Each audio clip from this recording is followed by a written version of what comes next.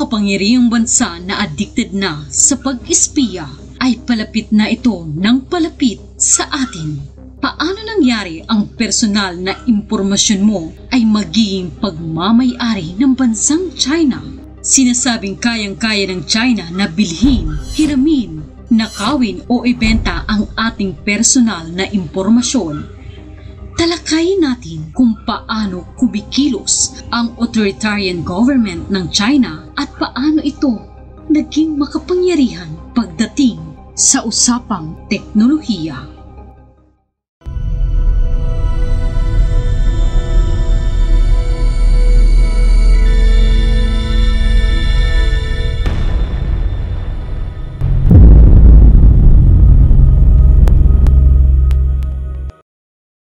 Ating imbestigahan ang tinaguriang spy nation na may kakayahang silipin ang mga kaganapan sa ating paligid at aktibidades sa loob ng ating mga tahanan sa pamamagitan lamang ng privacy setting ng ating mga phone applications. Ito ang simbolo ng 20th century, ang cyber threat na tinatawag nating AI o Artificial Intelligence. Ito ang weapon o armas na nagsisilbing panlaban ng mga terorista laban sa atin.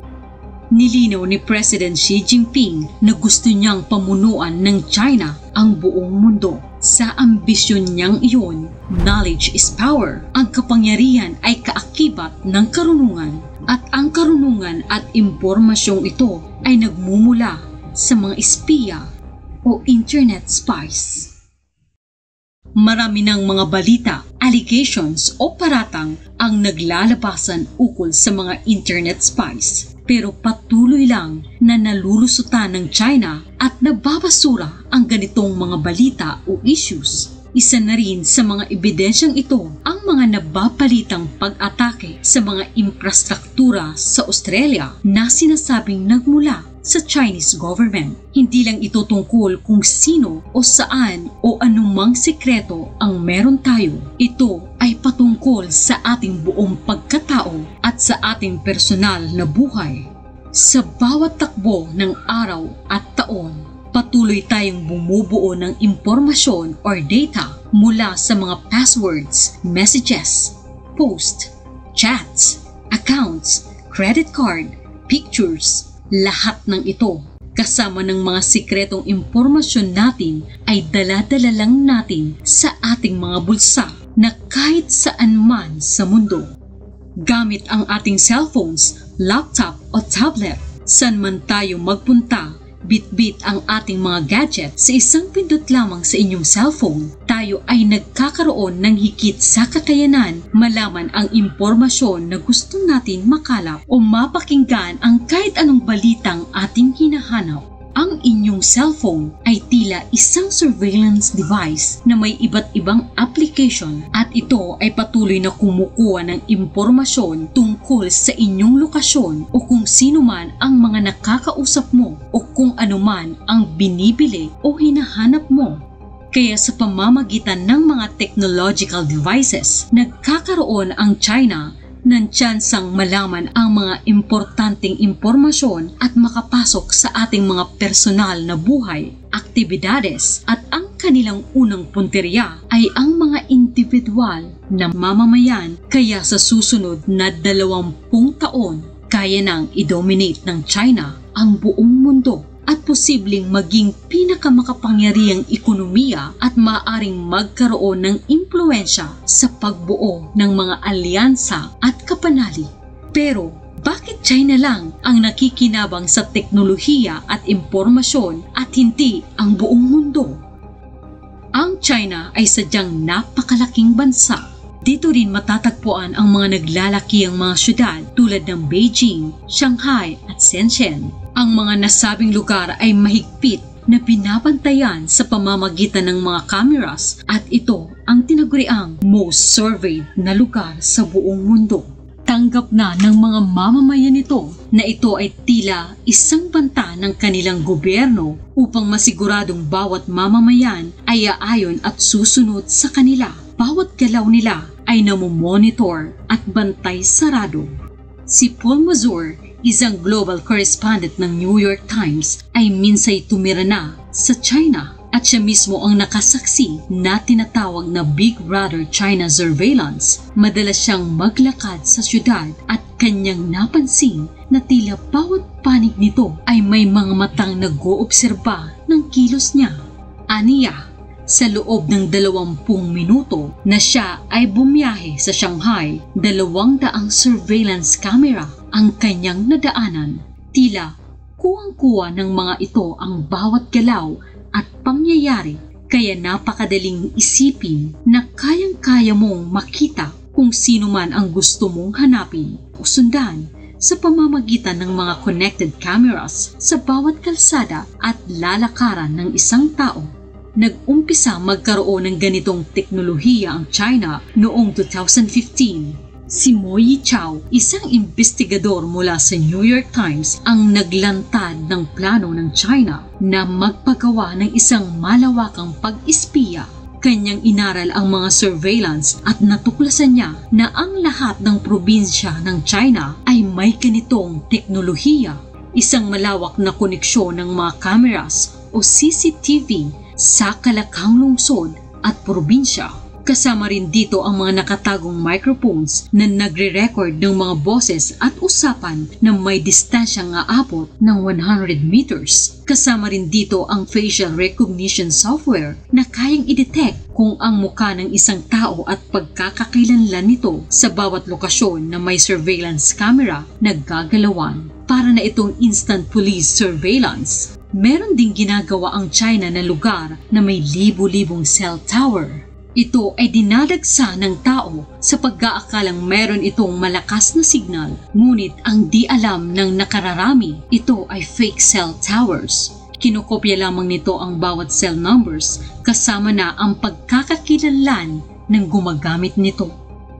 Dagdag pa dito, ang China ay bumibili ng softwares na nakakakuha ng impormasyon gamit ang facial recognition, CarPlay, pananamit at social features. Ang mga investigador ng The New York Times ay natuklasan din na ang China ngayon ay mayroon ng database o listahan ng iba't ibang impormasyon na mayroon ang isang individual katulad ng criminal records, medical history at online profiles. Kaya naman ngayon sa China, alam ng mga mamamayan na laging nanonood ang gobyerno nila at nakabantay sa bawat kilos nila. Lahat ng impormasyong ito ay pinagsama-sama gamit ang algorithm upang madali nilang mahanap ang mga tinatarget nilang tao. Ang algorithm na ito ay nakakonekta sa lahat ng nakakalap na impormasyon at bumubuo ng isang database. Dito papasok ang usaping pagkukumpara ng isang demokratikong bansa at ng authoritarian government na ginawang habit ang pagkolekta ng impormasyon ng tao. At ito hindi lang sa kanilang bansa nangyayari, ngunit pati na rin sa buong mundo.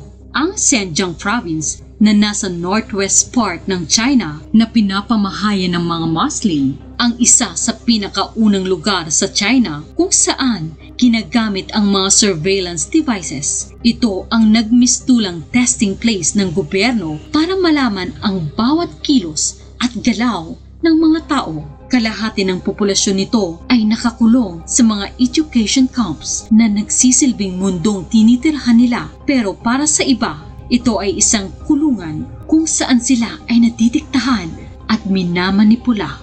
Tila ang buong probinsya ay digital prisons. Sa Australia naman, ang kanilang Australian Cybersecurity Center ay nakadetect ng isang posibleng pag-hack sa computer network ng kanilang Parliament House.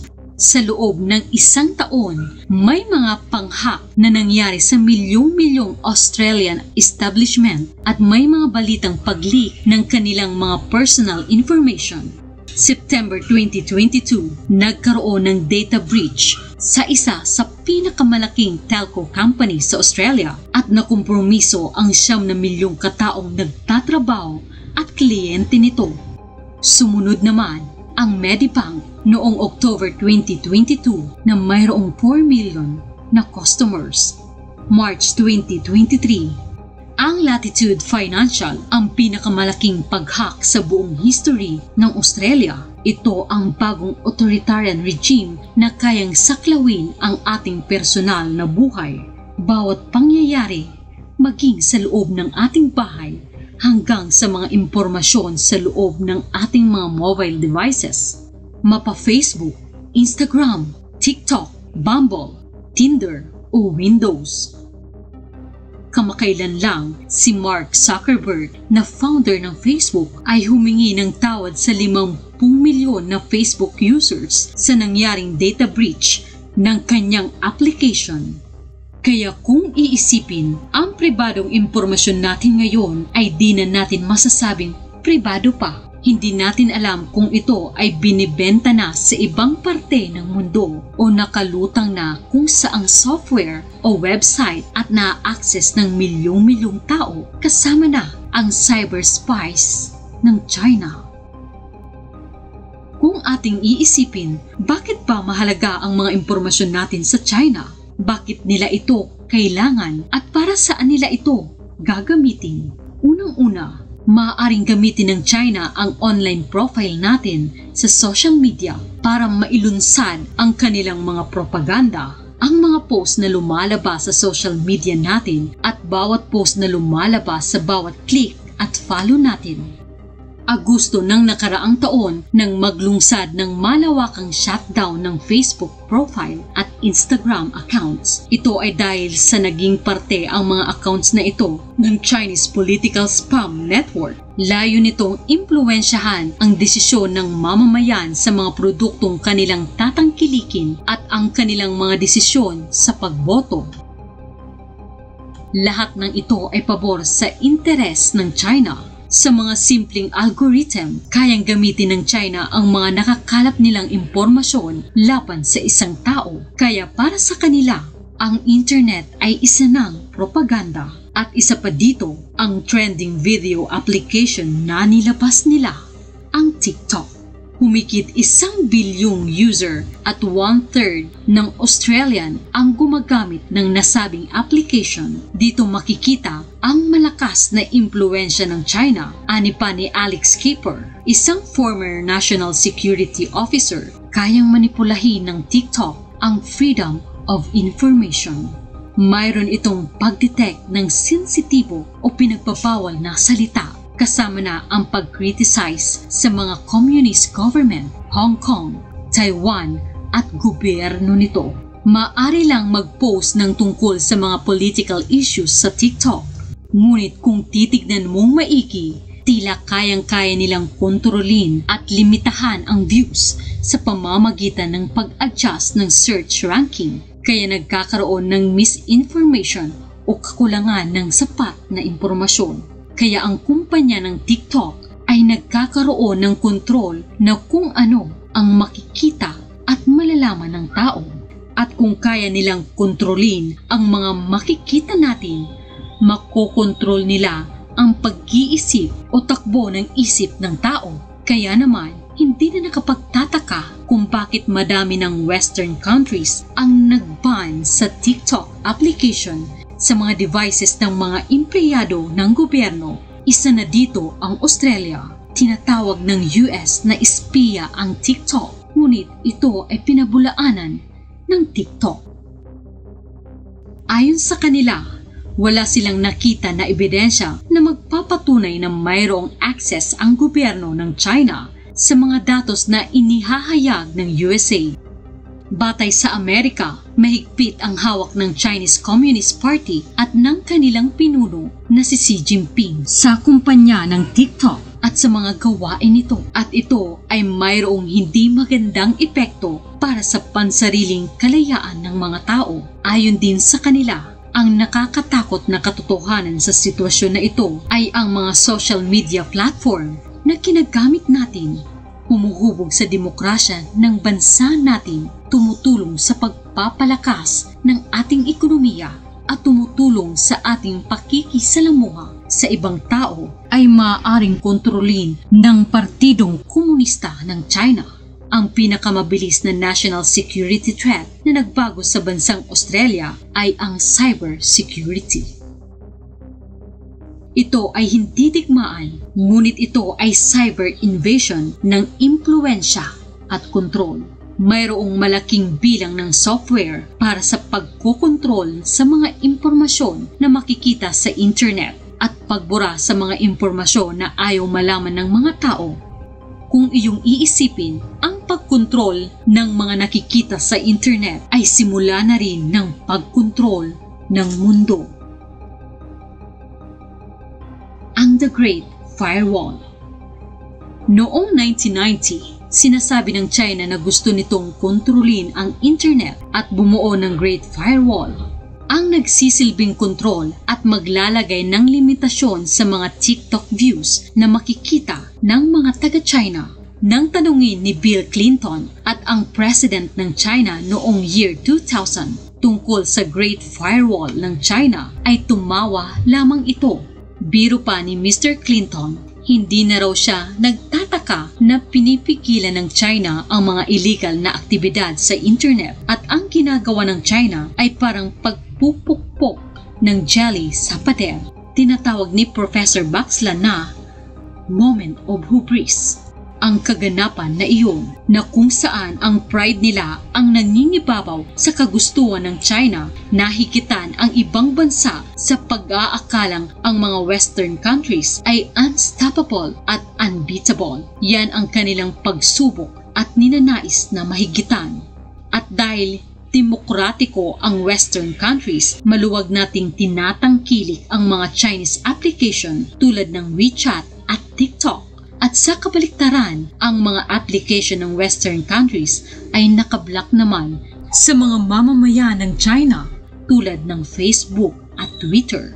Yan ay dahil sa Great Firewall, kaya nagkaroon ng hindi patas na kompetisyon. Dito nagagawa ng China magmanipula at mag-impluensya at maging ang sariling application ng China na TikTok ay hindi rin nila pinapagamit sa kanilang mamamayan. Sa halip, kanilang pinapagamit ang katumbas nito na application na tinatawag na Douyin. Ang Douyin ay highly censored at may higit na limitasyon. Maraming topic ang nakaban dito. Ayon sa isang cybersecurity expert, para sa China, ang estabilidad na gusto nila ay makakamit lamang kung mayroong katahimikan kung saan ang bawat mamamayan at sunod-sunuran sa gobyerno. Ngayon ay inuumpisahan na ng China ang pagtuntun sa mga kritiko na ito sa pamamagitan ng mga application tulad ng WeChat. At ngayon, may mga bagong pangamba na dapat tutukan. Ito ang makabagong teknolohiya na inilabas ng China at higit na tinatangkilik ng Australia. Isa na rito ang mga security cameras na kayang kontrolin ng China at nagbibigay din sa kanila ng pagkakataong mag-hack, magmanipula at kumuha ng impormasyon. Ang drones ng China na gawa sa Dajang Innovation ay kasalukuyang ginagamit sa Australia. Ang bawat kabahayan, opisina at mga establishmento, pinaniniwala ang may koneksyon ang kumpanyang ito sa mga komunista ng China at ginagamit din ang mga drones upang mag-survey o magbigay tanda sa mga lugar na kayang magkolekta ng personal na impormasyon sa pamamagitan ng facial recognition. At ang nakapagtataka rito ay walang kamalay-malay ang mga mamamayan sa mga kakayahang ito at kapasidad ng China at higit sa lahat ang mga hidden na plano ng gobyerno na hindi alam ng publiko. Mula sa mga DJ drones, Hikvision security cameras, Dahua Company, kayang-kaya ng China kumuha ng videos at impormasyon ng kahit sino dahil kasama sa batas ng China na ang bawat kumpanyang ito ay kailangang suportahan ang kanilang sariling ekonomiya at mga plano. Pebrero ng nakaraang taon, pinaalis ng Defense Minister ng Australia ang Dahua at Hikvision security cameras na nakakabit sa kanilang mga government buildings, pati na din ang paggamit ng 3,000 drones na nabili.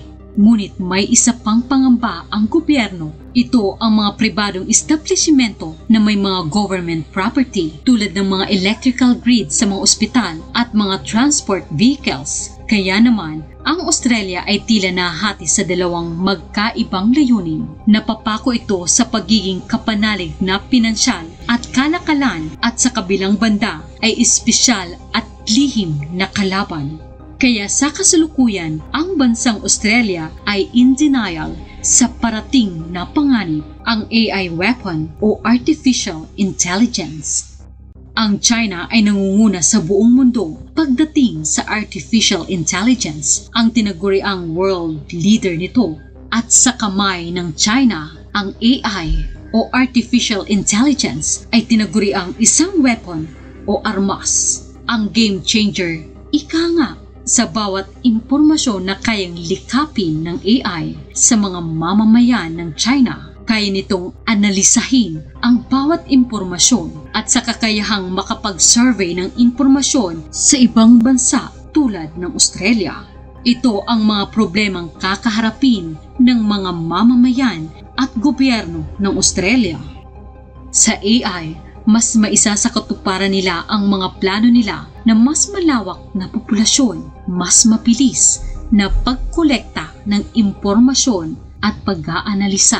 Gumagamit tayo ng chatbot na tinatawag na AI Gemini para mailarawan at masagot ang mga katanungan tungkol sa AI technology ng China. Dito lumalabas na ang China ay kayang nakawin ang personal na impormasyon ng isang tao at ibenta ito gamit ang mga peking Western application. Palihim nilang kinokolekta ang impormasyon ng di namamalayan ng tao nang walang pahintulot. Ayon pa sa AI Gemini, gumagawa ang China ng firehouse of falsehood kung saan gumagawa ng kwento ang China application na kayang magpaniwala ng tao at gumawa ng kasinungalingan upang bumuo ng kaguluhan. Sa isang demokratikong bansa, yan ang malaking pangamba ng gobyerno.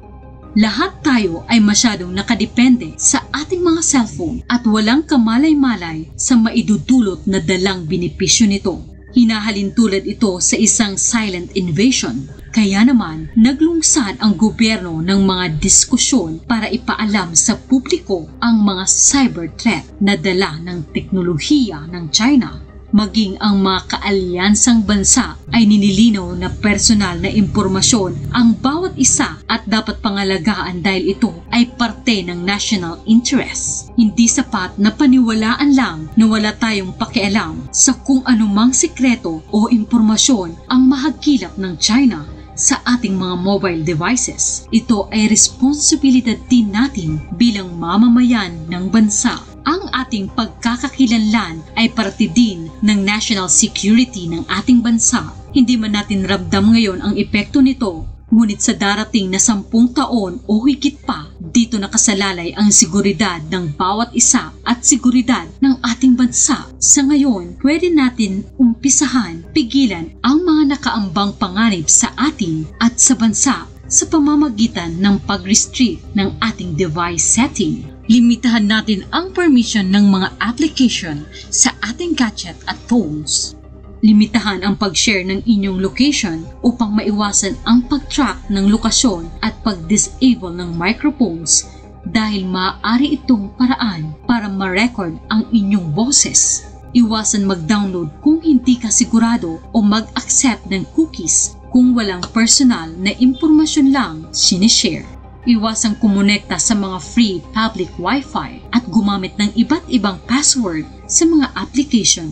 Bilang isang mamamayan, pahalagaan natin ang sarili nating impormasyon o personal data. Paraan ito para maiwasan ma-scam, ma-hack at mabiktima ng online criminals. Dito natin makikita na ang digital supremacy at real-world power at sa higit na kakayahan ng China na makuha ang bawat impormasyon natin, mas nagkakaroon sila ng kakayanang sirain ang ating lipunan at demokrasya. Ito ay ating responsibilidad sa ating lipunan at ipakalat sa ating mamamayan na makita at malaman ang katotohanan. Matuto tayong maging alerto at huwag matakot. Higit sa lahat ay matututunan ang importansya ng ating digital security.